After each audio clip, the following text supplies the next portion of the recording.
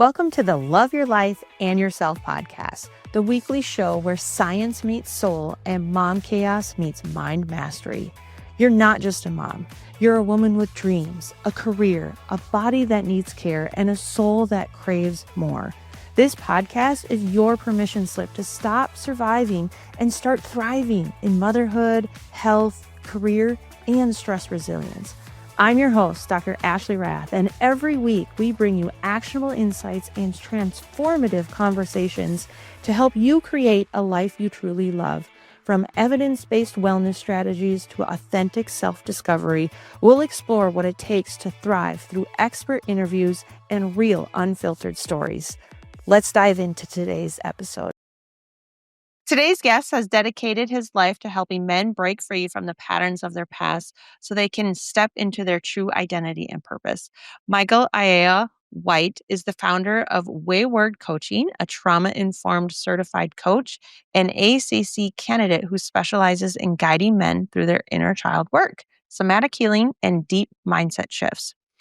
He has years of experience in faith-based and nonprofit work and helps men restore the parts of themselves they've lost, whether through addiction, trauma, or life's curveballs. This is so they can lead as better partners, fathers, and leaders. His approach blends compassion with real actionable tools, making him a voice of hope and transformation for men everywhere.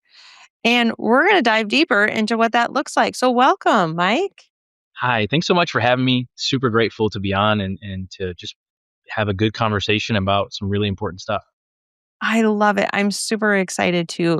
And I know most of our listeners are women and they're thinking like, what the heck? How does a conversation about men's identity and healing apply to me? But really the truth is all in what lives in relationship with men. So, your partner, father, brother, son, coworker, or friend, and really kind of understanding that inner battle that men face because let's be real, not all men like to talk about that. Yeah, Um, yeah, and this creates, right? This creates that deeper communication, healthier boundaries, and more of this balanced dynamic in our homes and in our workplaces. yes, So, absolutely.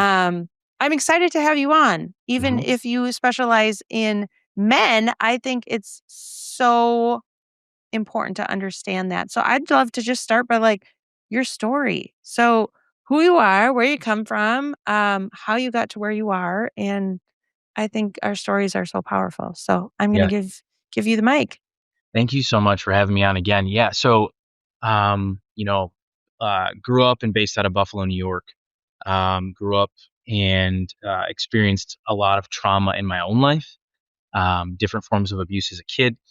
Didn't really Mm, know that that was the case at the time because when you're in it, you just feel like that's normal. And so as I became an adult and kind of came into my own, hmm, I started to realize very quickly that I had different gifts of like external communication and teaching and things like that. So as I began to grow in kind of the faith realm, what I also didn't understand was that like my own internal addictions were growing at the same time. I didn't understand the relationship between trauma, stress, and addiction. And mm, so I didn't have any language for it. I didn't have any understanding of it whatsoever. And so for myself, as I was growing in influence and understanding a bit more of my external gifts, my internal world was chaotic and a mess. And I had no framework for how to actually talk about all this stuff that I was experiencing. And one of the most common misconceptions about men is that we don't feel. I hear that a lot from their spouses. Is it's like he's just a robot, and I'm like, no, he's not a robot. I promise. mm-hmm. There's either some really serious things that have gone on where he has shut himself off, or he is feeling. He's either doesn't know how to name it, doesn't have the language for it, and certainly doesn't know how to actually converse about what's actually going on inside. So as all this stuff was going on internally, I also was married at the time. I had all these internal things going on, including an addiction to pornography and sex that I just didn't know what to do with. And especially in the faith realm, there's Mm-hmm. this spoken sometimes and very unspoken shame, particularly around that particular thing. And there's a stigma about it. And so my life came to a screeching halt in 2019 when my internal world and all the stuff that was happening was discovered. And I spent the next 3 years really just in a tailspin of trying to figure out what is wrong with me? Why can I not stop what I'm doing? If I believe what I say I believe, why does my life and my actions not match that? And so, really, over the next 3 years from 2019 to 2022 was a lot of wandering, a lot of brokenness, and a lot of questions and searching of what do I believe? Where is there good help to figure out, like, how do I actually walk free from this? And really, in 2022 is when I started to get some traction, kind of going to a 2 week intensive program and realizing a holistic solution to a holistic problem. Addiction itself and trauma are not just a problem of the mind or the body or the soul. It's all of you is affected by trauma. And so if trauma and addiction are holistic problems, then you need a holistic solution. And so for me, that's part of what I learned coming out of there for my own self, and then went back to school and got certified in some different certifications to help men in particular realize that number one, with addiction as a whole, you're not born this way. You're made this way. If you were made that way, you can be unmade and remade. Number two, trauma itself doesn't have to define you. And number three, what does rediscovering and recovering who you were meant to be before things happened look like in your life? So that's a quick synopsis of my story where this isn't just some hobby to me. This is part of the trajectory of my own life that I've had to really walk the dark nights of the soul out personally to figure out what the heck is going on down here and then realize that there actually is a path forward. And that's why I want to work with men now, really where I was, to help them figure out, like, hey, there's an example of the other side. And I don't have it all figured out, but I do have a few steps for you to take that could point you in the right direction. I think your story is super powerful, and I think there is so much more addiction in that realm of pornography and sex, and I mean, I think people see, like, drugs and, um, sometimes alcohol, not always, Mhm. as an addiction, but it's so much more common than I think people even realize in our society. Do you have the stats on that? Mhm. Yeah. Yeah. So 2024, Barna research, like Barna in kind of the faith realm and Pew and some others have really set the standard as far as like every 5 to 10 years doing another survey to figure out like where things are. Mhm. What's recorded, and which means the people that have actually participated is that it's around 67% of guys, and north of Wow. um, Which is if probably you're more than that if it's just the yeah, recorded, yeah. right? So the kind of the what's the word? Kind of the thought process is like that's what's recorded, so go a little bit higher. I would push Mhm. into the 70 to 80%. Um, at least at some point, I would go higher. 70, 80% of men one point struggled with pornography, if not still actively do. Sure. And then for women, it's north of 50%, between 50 Wow. and 55%. Yeah. Especially with the younger generations. The accessibility at their fingertips, along with like the age of exposure, is continuing to get younger and younger and younger. Right now, it's around 8 years old. Is when. 8? Mhm, yep. Oh my gosh, my oldest turns 8 this week as we're speaking. Yeah. That's Yes. So. insane. Mhm. So with like the guys that are the generations above me, I think my oldest client is 71. Um, like those guys have stories of like random, they found their dad's magazines, or like some of them, as strange as it sounds, they walking through the woods and found a random magazine stashed somewhere. Yeah. That's their stories. Uh-huh. For my story and for people my generation and younger, I mean, you're talking right Yeah. here, At your you know, fingertips at and the any second, at any accessibility. Yeah. moment. So Yeah. what ends up happening for a lot of the guys is they're exposed to this stuff at an early age, and their brain has no reference point of how to process it. And Mm. because this part of your brain, the prefrontal cortex, really doesn't fully develop until your mid to late 20s, depending on if you're male or female, you're talking about living here in the midbrain, which is all emotion and not reason and consequence and logic up here. So you're interpreting and filtering this stuff with an 8, 9, 10, 11-year-old brain, and it just doesn't have the computing power at that point to really understand what's going on. All it Yeah. knows is that it's curious, and depending on your story and what you've already experienced, there's probably a good chance that you like what you saw. That's all Right. you know at that point. And so now the seeds for addiction are already planted Mm. because the reality of early childhood trauma, exposure at an early age, and the brain doesn't know what to do. And typically, there's either a lack of communication about sexuality as a whole in the home, or in the faith community, it's don't have sex until you're married. It's bad, it's bad, it's bad, it's bad, it's bad. But there's not really a Mhm. conversation around the reality of, regardless of what you believe, we are sexual beings. And in the right context, it's very, very, very healthy and beautiful. We just need to learn what that looks like at the age appropriate levels. And since Right. that foundation isn't there, all you know is I'm curious and it feels good and I can't talk to my parents. And so I'm going to now hide. And Mm. now you have got the perfect, perfect seedbed for the seeds of addiction to just flourish. Mm. That's both frightening and eye-opening all at the Yeah. same time as a Yeah. parent. Yeah. It is 8 years old. That's insane to me, like, my brain can't even fathom that. I feel Yeah. like sometimes I'm a little naive because I did grow up in a I fall in the category of don't have sex till you're married, it's bad, but after that, like, we just don't talk about it. So, I Right. was in that other category of, we just don't talk about it. And I find that really interesting. So, um let me ask you this. Let's go back to your story a little bit if you don't mind. But was there, I mean, you have some specific dates in there. And I think because it is so prevalent, I mean, you're talking 60, high 60s, let's just say 70% ish Mhm.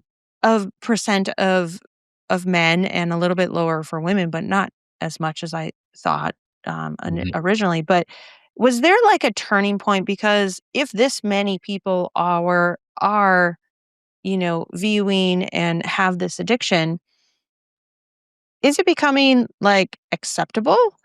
And then at what point is it like that aha moment for you of like, this is not okay anymore? Mm.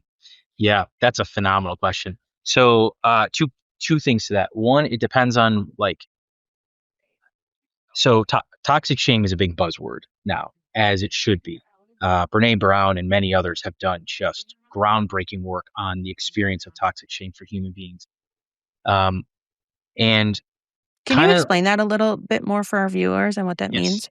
thank you. So, real quickly, like let's just define the difference between guilt and shame because they get kind of lumped together, and I think it's really, really, really important, specifically in the work that I do, to pull them apart. Guilt is I have done something wrong. And I Mm. actually think that guilt is very, very, very healthy because it does two things. Number one, it shows that you're not a sociopath. Like it shows that you Mhm. genuinely are like, yeah, I missed it here. And we all do. But number two, it shows that you're operating outside your conscience and your morals and your ethics and what you feel is important. So guilt can actually let you know, I missed it here. And that's okay. When we've Yeah. actually done something wrong, that's really, really healthy. Toxic shame is there is something permanently wrong with me and it can never be fixed. Mm. Toxic shame, Brene Brown and many others have done a lot of work on showing the effects on the brain, on the body, on relationships internally with yourself and externally with your loved ones and people about how it disconnects. It almost shuts down this part of your brain like a dimmer. And now you're stuck here in the mid part where all your trauma is with the amygdala and hypothalamus and other stuff. Mm. Um, and so I think what has happened as a whole in our culture is because toxic shame, and I'm talking particularly in the West, because toxic shame is so intense of an experience, it's one of the top three experiences we can have. We've done a great job at figuring out how to be shameless. And so we Mm. throw off anything that makes us feel shame. And so, depending on what you believe and think, pornography as a whole can be like, no, it's fine. Everything's fine. Everything's okay. It's not that big of a deal. But what the studies have shown, even the studies as a whole that have nothing to do with faith, are showing that it disconnects many relationships, because what ends up happening is you're rewiring your brain for performance. Mm. Because the reality of pornography is that it's an act. It's Yeah. not real Mhm. life. And there's so many levels to this that we could spend the rest of the time just talking about this, but I'll try to frame it. The reality of pornography is it creates performance. It creates a unrealistic expectation on both the male and the female in the acts. In, like, not to get too graphic, but just like the longevity of the act itself on one side, like the reality of the acrobaticness of all of it. It's just like, hey, this is Right. not real. And what it does is it creates disconnection Yeah. from the person with themselves and with their partner. Because For now, expectations mhm, versus reality. correct. Now you're training your mind to be like, this is what I expect of myself and of my partner. And when that's not met, I have low key resentments that my sex life is not what it should be. But Mm. all the while, you are training your mind and your body to engage in something that is not real. And so Mm. what ends up happening is when you have low key resentments toward your partner because your sex life isn't what it isn't what it should be. Well, now you start to live in fantasy. Yeah. Now you start to disconnect even more from your partner because they can't live up to this unrealistic expectation. But this person on this video can. And Mm. now you're slowly, emotionally, and even physically moving away from your partner and into yourself. And there's so many reasons for this.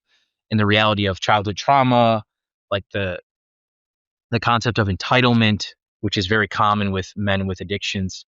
I would say people with addictions, but just because I work with men. And entitlement is actually due to emotional neglect in the reality of their upbringing. And so because the child didn't get what they needed over here, as soon as they get a little bit of power, it's like, hell or high water, I'm going to get what I want. And it's, Mm. hmm. And that's where addiction just lives, is in entitlement. When marriage and deep relationship and partnership require sacrifice and compromise. But there's no space for that in addiction. It's all about the person. So for me, to get to the second part of your question, the first part is that I think it's the unspoken epidemic in our culture, inside and outside of faith. It's more understood in terms of the faith community because there's a different level of like morality and kind of standard with regards to sexuality as a whole. Mhm. But it's affecting across the board. I have people and clients that are in the faith community and outside the faith community, and both their spouses and them are like, this is a problem. Where it Yeah. reaches that point for most guys, unfortunately, and I wish it weren't this way, and my story is this way, I had to get caught. Mm. The better story is I woke up one day and went, enough's enough. I can't do this anymore. I'm operating outside my own morality and my own ethics. I'm harming my spouse. That's not my story, and that's not most guys' stories. I wish it was, but for most of us, we have to get caught. Is And most of then, it secretive? Do um, most spouses not know? that's a great question. I would say that. So I want to be very, very, very gentle here, because I'm I feel like I'm walking the tightrope of. I know most of the audience is women, so and this will tie back into your question. Most guys don't have the same conversation with their dad as I think most women have conversations with their mom or their guardian, Right. because Yeah. our bodies are different. Like Mhm. women wake up one day in that like pubescent period Yeah. and they're like, something's wrong with me.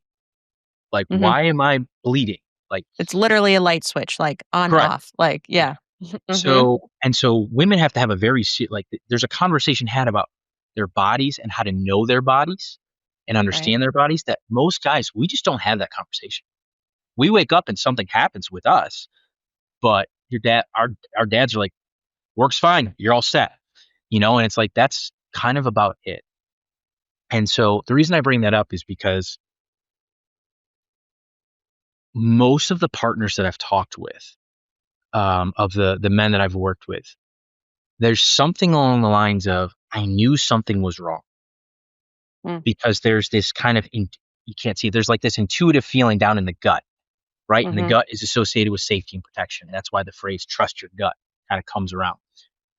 There's this feeling, and they can't put their finger on it, and they don't have any like legit evidence, but they feel like something's off here. I don't know what it is, but, and then it comes out and they're like, I knew it. I didn't know what it was, but I knew something was in the way of our relationship. And so some partners know where they're like, yes, like he has told me or I've discovered it. And I think some partners know and they either don't want to know or they don't know the details of what it is. And I don't want to speak Sure. for them, but Right. Yeah. that's my experience with working with partners on that side of the street, is kind of walking with them and going, so you did know, you just didn't even knew that, Right. but you knew Yeah. Almost something. like a subconscious, like Mhm. it's there, but it's not really in our awareness. Correct. And, Yeah. um, man, like, w- again, part of that conversation with knowing your body is, I think that helps women to develop this intuition that men can have. We're just not, we don't have that same relationship with our bodies most of the time. We live from the neck up. Everything is intellect for us, and we do not have a good relationship with our bodies. And that's part of the I work that I do, is to try to help guys reestablish that brain body connection so mm, that they can then understand what's going on in their internal world so they don't blow their life up again because they were ignoring it most of the time and all of a sudden everything comes out sideways. But the fact is that there were warning signs for days, months, years probably. They just ignored it, didn't know what it meant. And then all of a sudden this sideways behavior comes out. And it's like, that's not random. Your body was actually trying to tell you that we're in trouble for a while. You just didn't have the relationship to understand what was actually going on.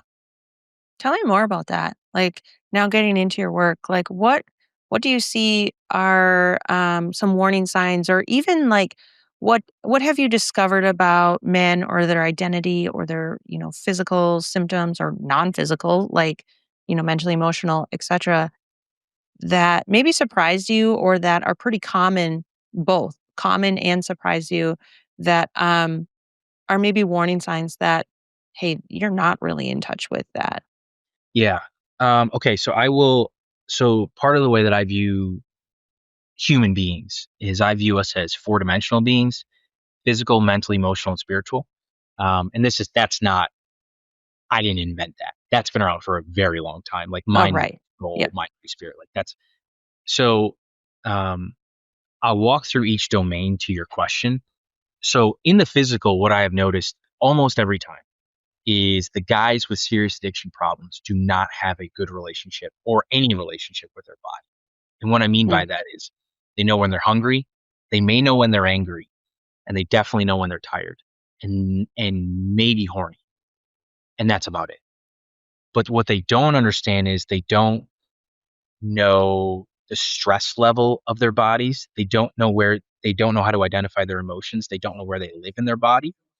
And they're not listening to their body on the daily to figure out, where am I today? Today is Wednesday. Where am I on a Wednesday? Because where I am on a Wednesday could be different than where I was on a Tuesday, and it probably could be different from where I am tomorrow if I make it to tomorrow. So they don't have the relationship to be able to check in with themselves and go, what's going on in my body? Where do I carry tension in my body? Is it in my neck? Is it in my shoulders? Is it in my lower back? For some people, it's in their arms. Like, where do I carry the tension? Because all of those things are signals for us that when we feel that, something's going on. Those are the warning signs that, hey, we're not in that middle of our what's called the window of tolerance, right? We're kind of pushing up out of the window into anxiety, kind of fight or flight, or we're dropping down out of the bottom of our window into like freeze or shutdown. And if we can understand how our bodies feel, even if we don't know what we're feeling, we at least can know, man, I'm really tense. Like I'm grind like people, you know, grind their teeth in their sleep. That's a sign for me where I'm like, okay, you're carrying a lot of stress. If you're mhm. grinding your teeth in your sleep, like what's going on down in here that is so intense that the only way your body knows how to relieve the stress is to grind your teeth in your sleep. That's a pretty good sign that there's probably some sort of trauma that has been experienced that needs to be dealt with. The mental, um, the mental beliefs, there's a ton of shame. Lots and lots and lots and lots and lots of toxic shame. Up here in Buffalo, we have a lot of older homes. And up here, we have basements. And the joke is not how much water do you have, or do you have water in your basement? It's how much water do you have? Mm. There's almost always some sort of water because it's all swampland. And in case people don't know, it snows in Buffalo 300 days a year is what it feels like. So it's always wet in the basement. So toxic shame for men is the same way, which is like, it's not about do you have it, it's about how much is it. And for most men, they're drowning in toxic shame. And there's all sorts of reasons for that. Their dad wasn't there, he beat the heck out of them. There's sexual abuse, there's neglect, there's bullying, there's all sorts of things that create this initial experience of toxic shame. And now, if that doesn't get repaired by the parents, that gets internalized.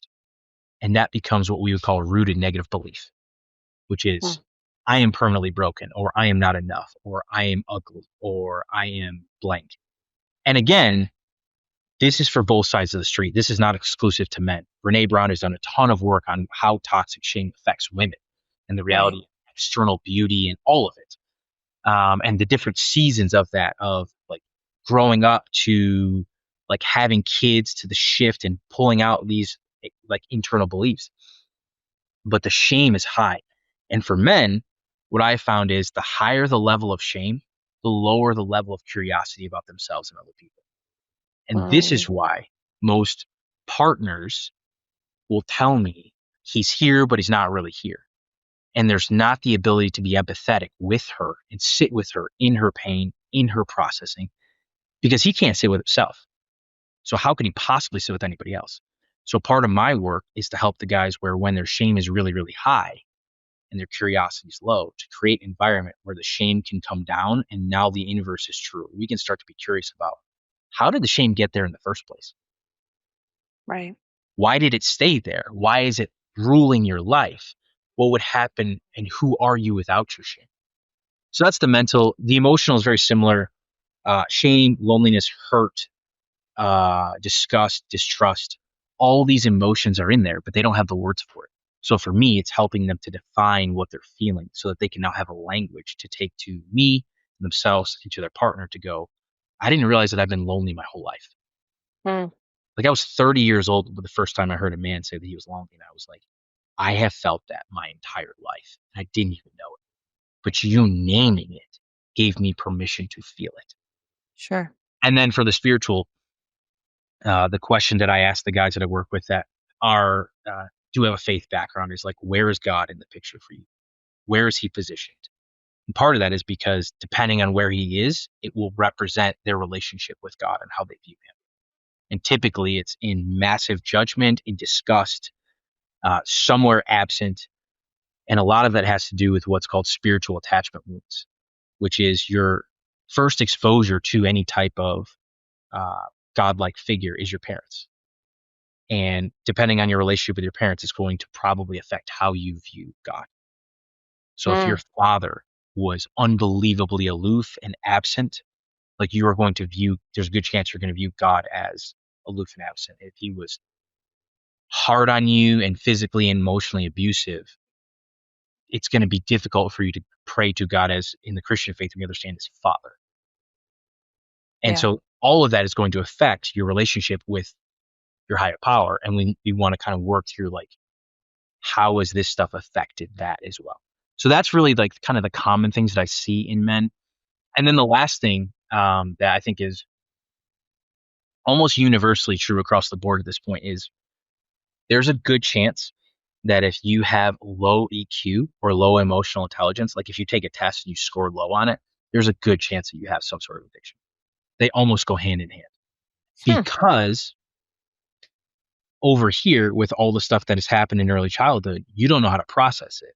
Your parents aren't teaching you vocabulary to how to express your emotions or creating a safe environment. Now your emotional intelligence is low. Well, what fills the gap? What fills the gap is addiction. What fills the gap is, well, I don't need anybody for pornography. It's just me. And it makes me feel good. And I can get some form of pseudo relationship and I can hide it because my parents don't want to hear it. And that's just one example. Alcohol, drugs, sex, eating, gambling, pick your thing. The Right. root are the same. Some Hmm. sort of early childhood trauma or neglect, discovery at the developmental ages. No one talks about it, and off we go. And now you're talking about, by the time it's revealed normally, there's at least a decade, if not decades, of wiring your brain in this direction before you either get caught or confess. And now there's real work to do to try to rewire your brain. Hmm. That's wild and absolutely fascinating because I I think there's so much societal expectation too, and I feel like society doesn't teach us, especially men. Women, I think, is becoming a little bit more acceptable. But growing up, it was like, be tough, toughen up. Like, we're not weak. Like, Hmm. especially the phrase like guys don't cry, which I think that one is finally starting to, hang its towel up. Yeah. But I think the societal things of the old patterns, I mean, you talk about epigenetics and Hmm. these neurological wirings, they've been wired in these patterns for decades. Correct. Um, so do you feel like, these societal expectations are playing a pretty significant role still? Um, Or do you think it's more related to the like trauma of you of know, more childhood stuff? yeah. So I think for our generation, I think the answer is yes. I think the Me Too movement, there's a lot of fallout that came from that. There's also some real good things that have come from that, which is just like, we're done not talking about it. Like, that's it. It's Right. stopping with us. And again, like, there's positives and negatives to that. I think one of the positives is that the younger generation, at least in my experience, is far more willing to have these conversations, where the Mm, older generation has to unlearn a lot of things before they're actually willing to tell the truth about their story, especially in the faith community, because there's this concept of like honoring your father and mother. And if I tell the truth about what happened, I'm dishonoring them. And it's like, nothing could be further from the truth.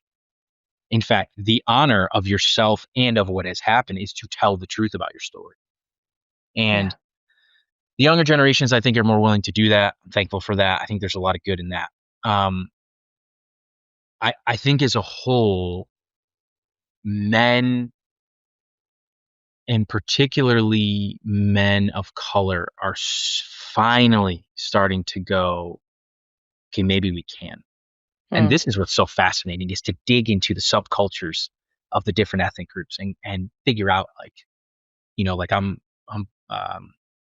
part, my father's from Puerto Rico, and like the Latino culture, like, the concept of boundaries is just like, no, no, everybody's in everybody's business. Like, no, what are you talking about? This is normal. It's like, that's actually called enmeshment. Like, mm, we need to draw some and so, like, I have clients in that culture that, like, they're wrestling this out mhm, because their parents are like, you hate me, and they're like, no, no, I love you. That's why I'm setting this boundary, because I want to be able to have this type of relationship with you.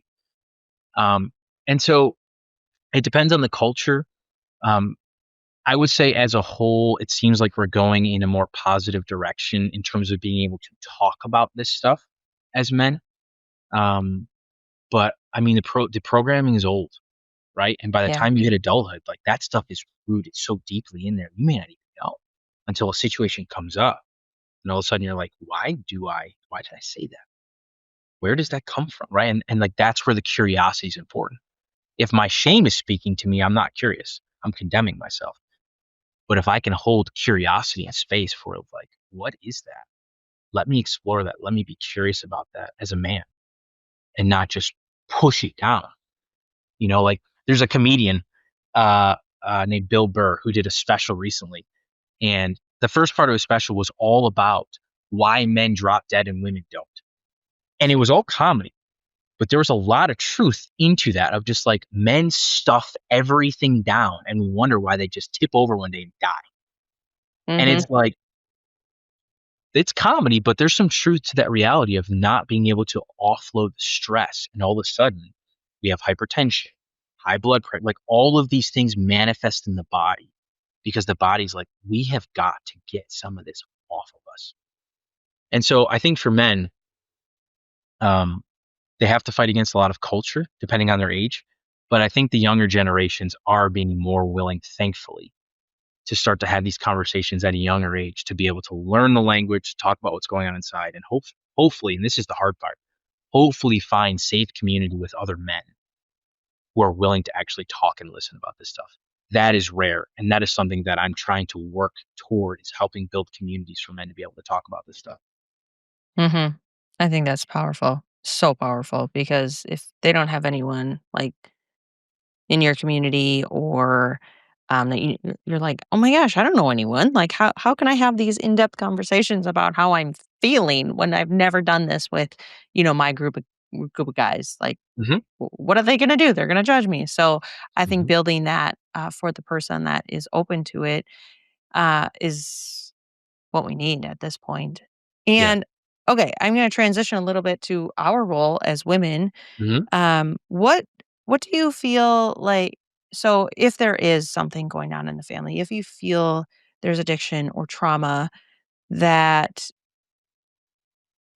is present, regardless if it's, quote, making an issue or not, I think the health of holding it all in is going to manifest, like you said, in some form, Hmm. especially when our nervous system is not wired for that stress and tension for extended periods of time and what that can do from you from a longevity and a quality of life standpoint. Hmm. However, most guys are, completely unaware of your work. So how do we support them without being the naggy wife or girlfriend? Yeah. Yeah, absolutely. That's a great question. First thing I want to say is for any woman who's listening who may be aware that their husband um, whatever the word is, struggle is a Mhm, subjective term, but it is watching pornography, struggling with pornography. First thing I want to say to that partner or spouse, it's not your fault. mm, Like, please hear me when I say that. Like, it's not your fault. mhm, And like the hope is that there's at least a breath of relief for anyone hearing that maybe in that spot where it's like, well, what do I need to do so that yeah, he stops? And that is not your responsibility or your role or any of it. Like that is on him. You can mm, support him for sure, but ultimately that's up to him.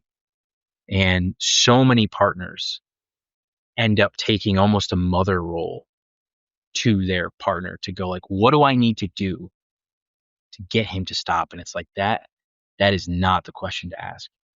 And that pressure that you're feeling, that's not yours to take because he is ultimately responsible for his autonomy and his decisions. So hopefully like there's at least a breath of relief to go like it's not your role or your responsibility for him to stop.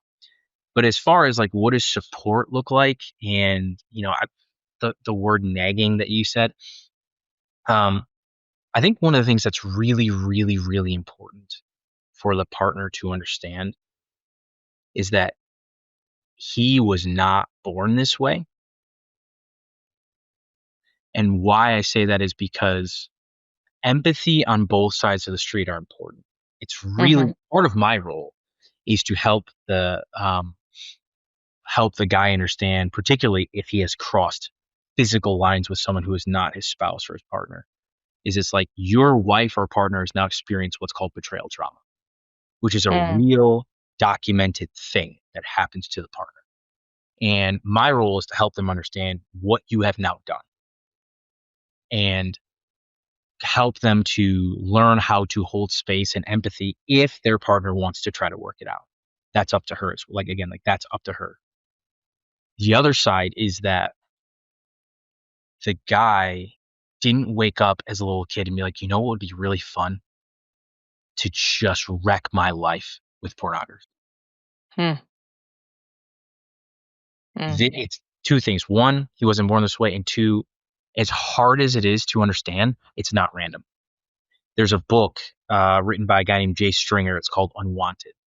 And he is a licensed mental health counselor and an ordained minister. So he takes this, for me, incredibly beautiful clinical studied world and merges it with the faith world in ways that are just very rare right now, that I think, for me, we need more of. He did a study of over 3,800 people across gender, ethnic, socioeconomic, and regional lines to try to figure out, is there anything that we can learn about unwanted sexual behavior? And the thing that he saw was that it's not random at all. In fact, it's all about your story. Hmm. And so that's why one of the sayings that I've adopted, it's not mine, but I've adopted it, is your story is your roadmap to freedom. And Hmm. so that's why knowing your story is so important, because we think on my side of the street with the guys I work with and on the other side, we think it's just random. We think it's like, well, no, he's always done this. He's always wanted to do this. But the reality is that there are parts of his story that are unhealed, that are fueling his addiction that he may not even know. And by actually digging into his story and realizing, yeah, that abuse you experienced, it pushed you in this direction. The neglect of your dad walking out on your family and you now having to step into the role of the father figure at age 12, you think that stressed and pushed you in the direction of part, like, it's not random. And so for the partner, the ability to hold space and not view the guy as just some sociopath or heap extra shame onto him while holding space for her own hurt is an extremely difficult balance. And I want to acknowledge that, right? Like, Mm-hmm. there's difficulty on both sides of the street. There's difficulty on our side of the street holding space for a partner who is just hurting and says something sometimes in her hurt where it's like, man, that is like, those are like verbal daggers. Being able to hold space for her and her pain. What I'm asking is, can the other side of the street do that as well? Like, can we both try to pursue empathy if we want to make this thing work? If you don't, and you want to, and you have every right to leave, like, leave, that's fine. But if you want to stay, there's just going to be some hard conversations that are going to have to be had. And the only thing that can hold true space and handle the weight of those conversations is empathy, is understanding that he didn't pop out of the womb this way. He was Mm-hmm. made this way, which means he's going to have to be unmade and then remade. And can you hold space for that? And if you can't, that's okay. There's no judgment. I'm just saying, like, this is part of the road, is being able to hold space for where he is and seeing the best parts of him and not letting the worst parts of him define him in that moment. So the ability to hold empathy for both sides of the street, I think, is just unbelievably important. It's also one of the hardest things on this journey for both sides, has the Yeah, I ability can't for the guy imagine going to through that. right, like, for the ability for the man who has done that to emotionally mature enough, because if the guy's 45 years old physically, but emotionally he's probably 14, 15. And so he's got to now catch up to how old he is physically. And that's part of my work, is to help him emotionally mature. He's now got to plant his feet in the ground with a hurting wife or hurting partner and sit there and listen to her pain and realize that not all of it, but a lot of it is him. And he's got to own that. He's got to sit with that and realize, like, I have done this. And that's part of being a man, part of being mature. The same part is true on the other side of the street, which is, can you hold space while you see him working? If Mm-hmm. he's not doing anything, I get it. You want to bounce, like, totally. If he's like, you have reasons at that point to go, like, I don't see any change here. But for the partner or the spouse that's experienced betrayal trauma, what ends up happening is, in an effort to protect and survive emotionally, you dehumanize your partner. Hmm. And when you dehumanize your partner emotionally, it's, he is the problem, he's a pervert, he's all these things. And it's easier to do that than to rehumanize or keep him human and go, he is a broken man who needs a lot of help, and I'm willing to walk with him. Those are two different views. And I'm not judging either view. I'm just saying this is part of the work on both sides, is the call to deep empathy. And the empathy looks different because the situations on each side of the street are different.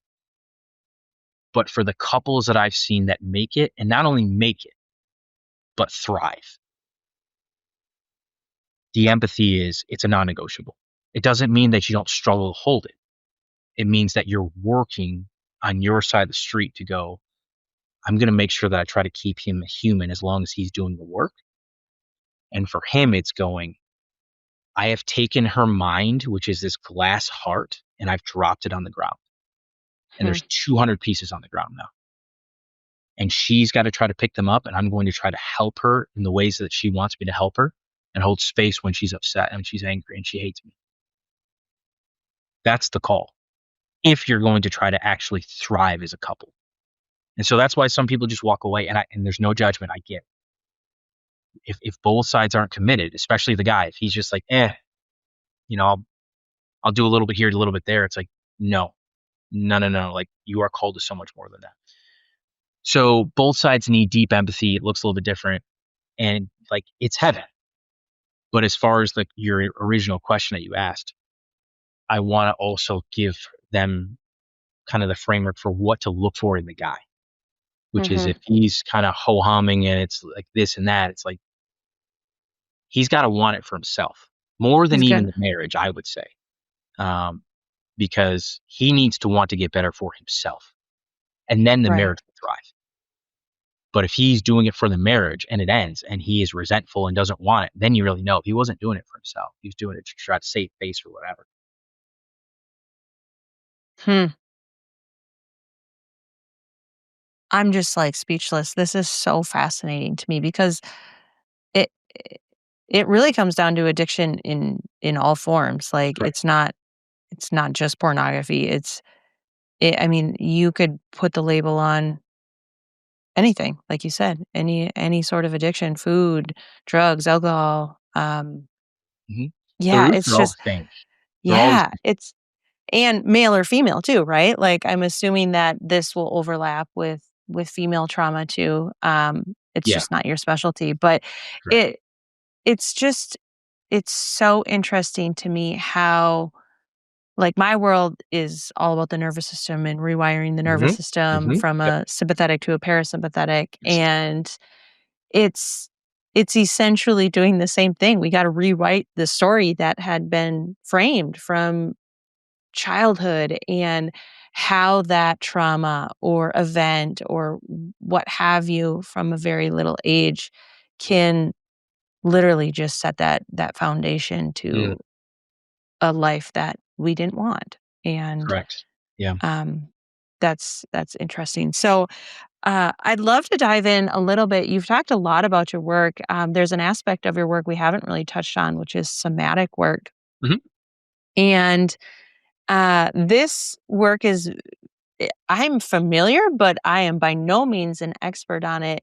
Walk us through what that kind of therapy looks like in not just, talking and having these sessions and working through the hard stuff from like a mental, emotional, Hmm. and I guess physical, but this is definitely a physical type of work and game changer for trauma recovery. So how do you help people that have lived in their heads forever kind of reconnect with their body? And can you walk us through maybe a couple simple somatic exercises? Yeah, for sure. This is, I mean, I love what I do. This is one of my favorite things because guys are just so oblivious. It's hysterical to watch. Where they're like, "Oh yeah, yeah," and I'm like, "No, you don't know what you don't know right now. And that's okay."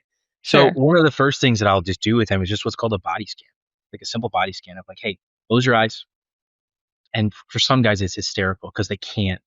They're such control freaks that they're like, I can see them, their eyes open. And I'm like, let's just stop. Tell me what's going on right now. Why can't you let go of control? Like, there's a screen in between us. You're safe. So what's going on? And that's why story work is so important because there's already things that I'm recognizing going like, okay, you felt out of control your entire life. And now that you've gotten some control back, you're not willing to give it up. What, to your point, what has that done to your nervous system at a young age to Mhm. wire you to be at a spot of fight or flight all the time? And how do we get you to come back down? one of the things I do is the first thing is just a quick body scan. When guys don't, a lot of guys are like, why do I need to know my body? I'm like, well, let's just do a body scan. Let's just see. And I have them close their eyes, typically 3 or 4 deep breaths in through the nose, out through the mouth. And then we start at the bottom of their feet. I'm like, feel your feet on the floor. And we just work our way up with their eyes closed. I'm like, just notice your body. Let's work your way up from your feet, through your calves, through your quads, through your hamstrings, through your groin, like, and just notice everything that's going on in your body. And more often than not, most guys are like, my body is like a Christmas tree lit up and I didn't even know it. I'm like, yeah, you are carrying that around all the time, every single moment of every single day. So once they get an understanding of like, maybe I do need to pay attention to my body. Well, then what I'll have them do is I'll have them do that throughout the week and write down what they see, and we'll figure out the things that are overlapping each day of like, I'm always feeling tension in my shoulders, or there's a spot in my gut that feels this way all the time. It's like, okay. So then live time, I'll have them do the same thing, and then we're going to bring awareness to the gut or to their shoulders or to whatever. And we're just going to explore what's there. Tell me about it. What does it feel like? How big is it? What shape is it? What do you think about when you're bringing awareness to it? And now we're just exploring what their body's been carrying. If you've done nervous system work, I mean, you're probably familiar with like the OG book, The Body Keeps the Score, that like by Bessel van der Kolk, which is just like the standard. I mean, he's the one that opened it up for me where I was like, holy smokes, like that is true that I have all this stuff in my body. So from there, we start to figure out like, okay, this is where these things live. What is that associated with? And that's why the other domains are really important, is because we get the physical and then we start to work into the mental and the emotional and spiritual, like what's living here? Because something's there and there's probably a story behind it. And even if you can't remember the story, what does it feel like? What are the thoughts that come into your mind when you notice this thing? What are you associating that with? And we can typically piece together some sort of, normally like an implicit memory of, this happened back here and I don't remember all the details, but I remember how I felt. And depending on what realm of thought you look into with implicit memory, there's a good argument that the details don't necessarily matter. It's the feelings. It's the emotional memory, because that's the imprint on the person, the stamp on the person that they not only remember, but that becomes the way that they view things moving forward. And so, part of the somatic work is to try to create a new experience for them. Trauma is not just the bad events, it's what's left over, because there's no repair. And so now what we want to do is try to create a positive experience, not just for the mind, but for the body. Because a lot of guys are split where they can tell me the right answer up here, but their bodies don't believe it for a second. Their nervous systems are either super wired, super high, or they've dropped down into the shutdown mode, where in order to survive, they have turned themselves off emotionally. They've just shut the whole faucet off because it was too intense back here. There's too much chaos going on. There's too much abuse going on. And the little brains are like, this is all I got. We have to shut it off. And they've been living that way for decades. So for us, it's about how do we slowly turn that faucet back on? Because by turning the faucet back on, we're turning the hurt back on. And we're re-engaging these old wounds in order to try to provide new experiences for them. So somatically, it's a lot of exploration. One of the things is a body scan. Another thing that I will do that kind of ties in body work with rooted negative beliefs is I will have guys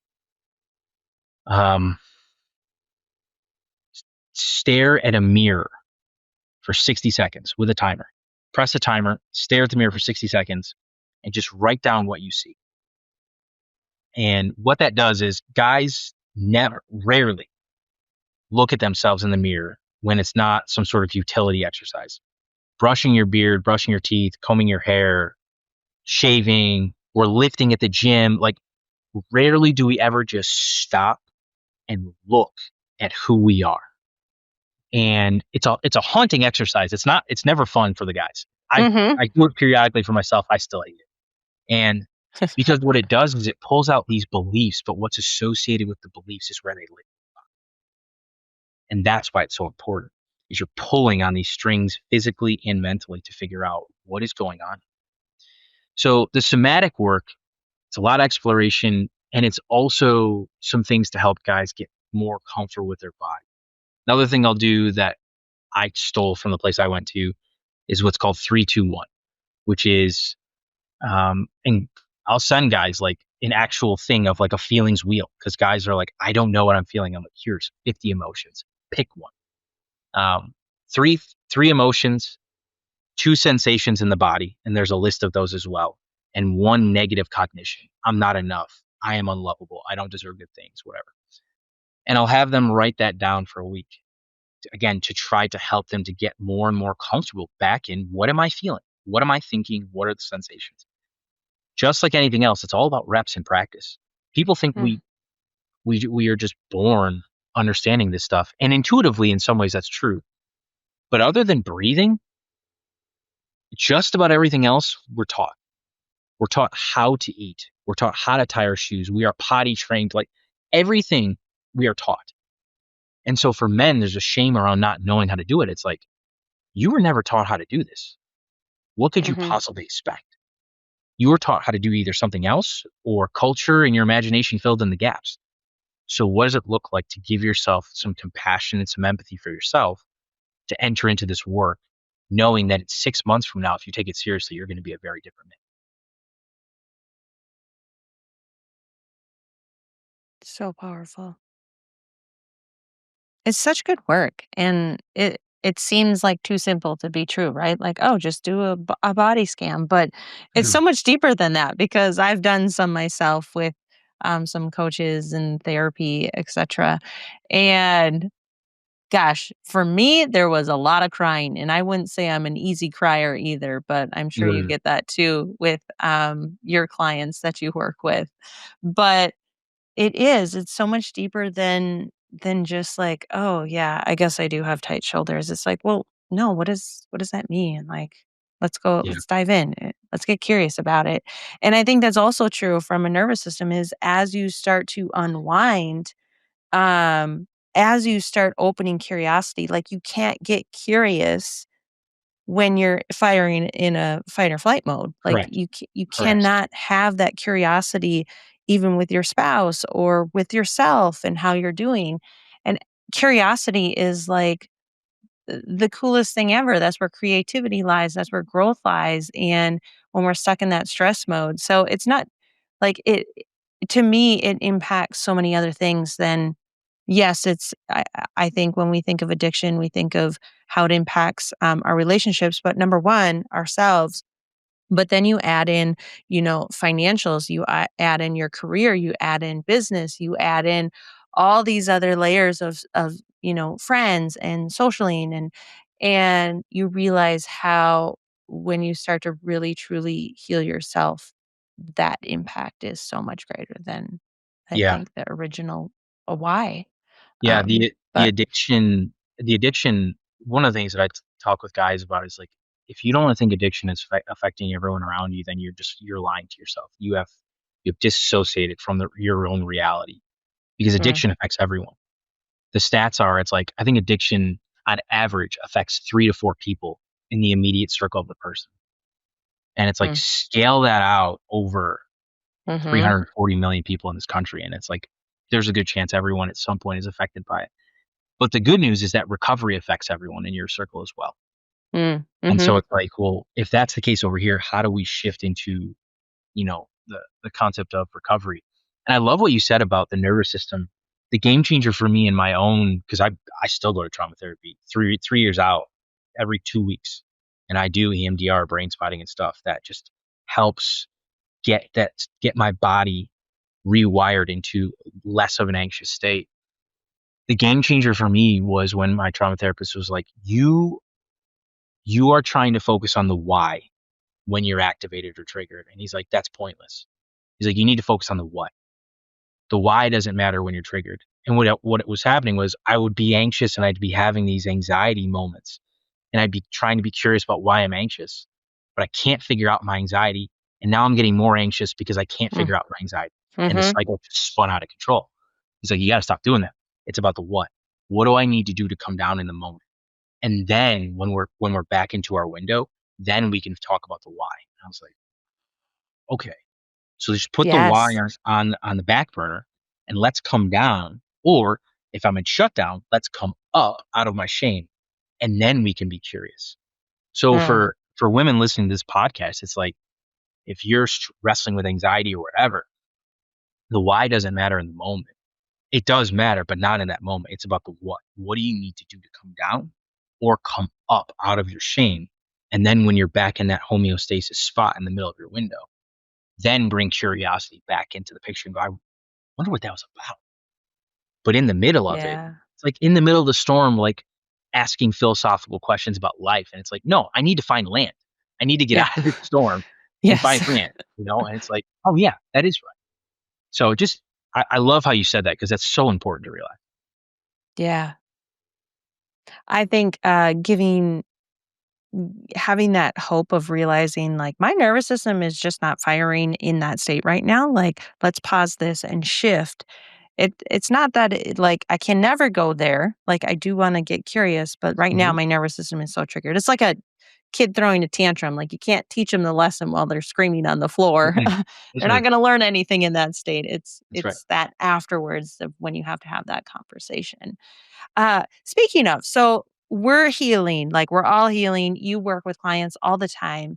Mhm. Now, as they're on their healing journey and as they're getting healthier and um, just stronger in every aspect, how do we prevent this from happening? Like, how do we go into let's lead this next generation into not recovery, but prevention, right? Yeah. Because I think that's like after we have done the work on ourselves, and I think that's where it has to start. Like we can't Correct. teach from a place we're not at.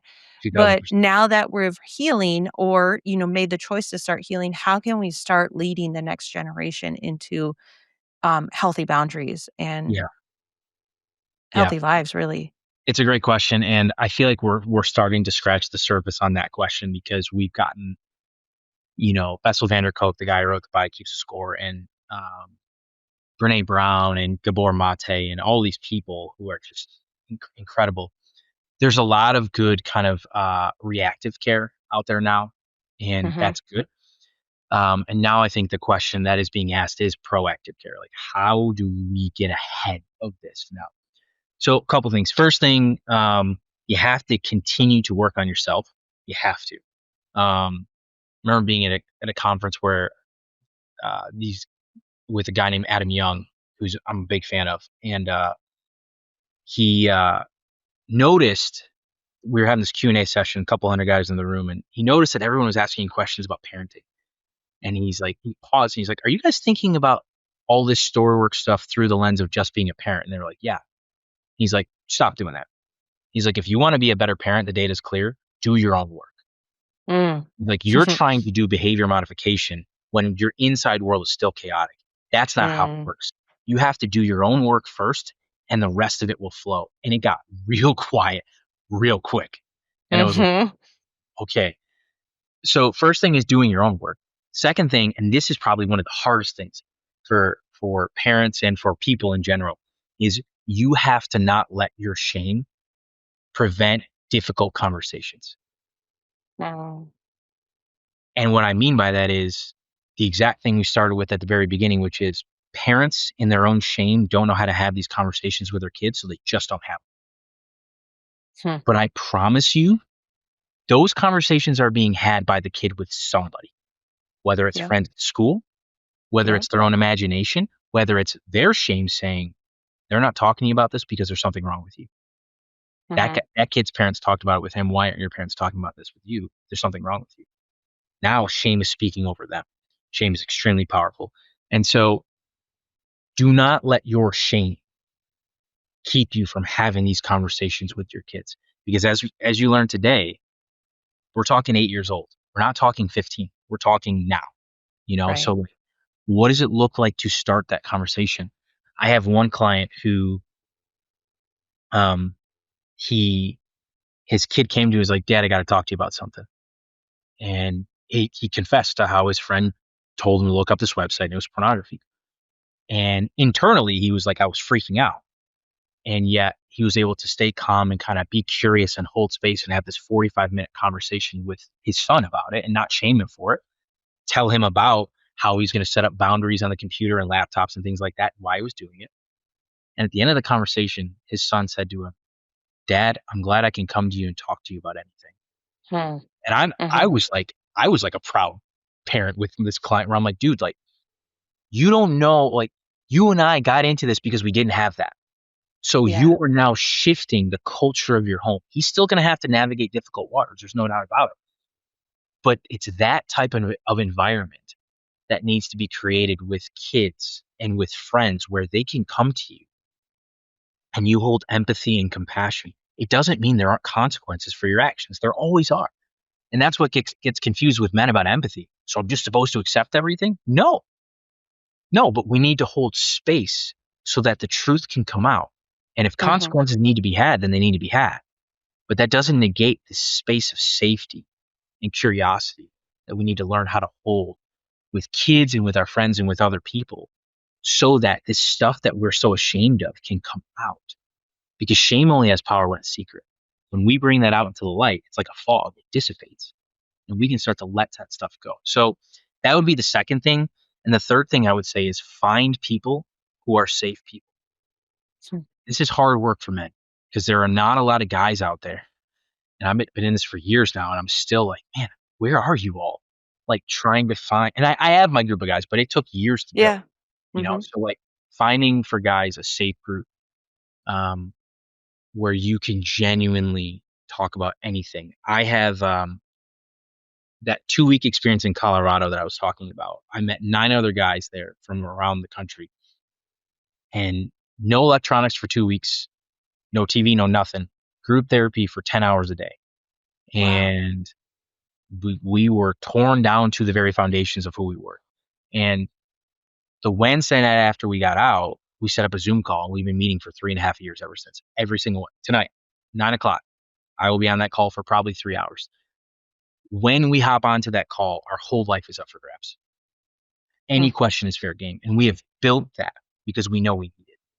Right. So the three things I would say are don't stop your own work. Don't let your shame stop you from having the conversations you need to have, and have healthy community where, at least for me being in recovery from addiction myself, but I would say for any of us, like having that space where our life is up for grabs because, and one of the guys in my group said this and I love it. Nobody lies to me better than me. Hmm. And I love that. Love that. Yeah. There are pockets of my life where I'm like, I am lying about that. Didn't even know it until you called it. Hmm. That's really healthy. And in a culture of toxic positivity where no one can tell you that you're wrong, which I do not think is healthy, we need safe spaces where someone can go, what about this thing? It's not a judgment, it's a question. And I go, yeah, you're right. I've been fooling myself here. That's so important. So, so important. Yeah. That community is huge. Mhm. That support. They talk about it all the time. Relationship capital. That's what it Yes. is. Yeah. Absolutely. That's right. That's absolutely right. Yes. All right. We're kind of coming to our end. Mhm. I could talk to you for a lot longer than this. Your work is just absolutely fascinating to me. But the title of the podcast is Love Your Life and Yourself. So, Mhm. before I ask you the last question, where can we find you? Are you working on anything new? Do you have any upcoming events or anything like that? Where can anyone see your work? Yeah. Thank you. So I just launched a new program called Men Worth Following. And Hmm. the whole thing is exactly what we were talking about, which is helping guys, two parts, helping guys to find freedom from addiction. This program specifically, porn and sex addiction, my one-on-one stuff, I do work with guys with alcohol and other things, but this Yeah. program is more specifically for porn and sex addiction. Um, but also, there's a faulty belief that if I just stop what I'm doing in my addiction, I'll become the man I'm supposed to be. Couldn't be further from the truth. You have to Mm. work at that. You have to work to now become the very thing that you want to be. So the second part of that is first part is freedom from addiction. And then the second part is really becoming the husband, man, and father that you want to be, specifically relationally, with empathy, holding space for your spouse, for your kids, for your employers, and stuff like that. So that you can find at www.menworthfollowing.com. For any guys listening or any women listening who are like, I think my husband could really benefit from this. Which, quick side note, I'm kind of throwing guys underneath the bus here. A lot of the times it's the spouse that does the initial research, and then the guy catches up, which is really sad. That makes me so frustrated, and I don't like that. But that is just kind of where we are right now. Is he gets discovered, she's doing all the research, and she's like, I think you should look at this. So if that's you listening to this podcast, please check out Men Worth Following. Type in your name and email, and then you get a link to the video. And it's a long video, but it shows the 4-step process in the 4 domains that I was talking about that we walked the guys through. It's very, very thorough. So you're going to see everything there. So www.menworthfollowing.com is where they can find the information. Awesome. Thank you. Mhm. And one last question is, what advice would you give our listeners to love themselves and their lives even more? Yeah. I think I would just reiterate that if you find yourself in a space where you are trying to support a partner who's got an addiction, it's not your fault. And I would also say, if you want to love yourself well and you find yourself in that spot, find some good help. Don't just wait for him to get better, because that may never happen. You have to worry about you at that point. And it's not about throwing him to the side. It's supporting him like we talked about earlier with empathy, but find help for yourself, because the chances are that if you're loving someone with addiction, you have gone through trauma, period. Whether it's alcohol, sex, whatever. So find good help for yourself and make sure that you're choosing help for yourself, so that if he does work on himself, then your marriage can actually thrive. And if he doesn't, you're still going to be okay. Yeah. Thank you so much, Michael. This has been a blast and an honor. Really appreciate your time. Yeah, thank you for the work that you're doing too. Thanks for tuning in to Love Your Life and Yourself. I hope today's episode gave you one more tool or one more truth to help you thrive in your health, happiness, and resilience. Remember, loving yourself isn't selfish, it's leadership. And it's the foundation for building a life that actually feels like yours. If this spoke to you, hit that follow button, leave a review, and send it to a friend who needs to hear it. And if you want to dive even deeper, grab a copy of my #1 best-selling book, Love Your Life and Yourself. It's the heart behind this podcast, and it's helped thousands of women step into a life they actually love. You can find it at drashleyrath.com or through the link in the show notes. Until next time, take care of you and keep choosing to love your life and yourself.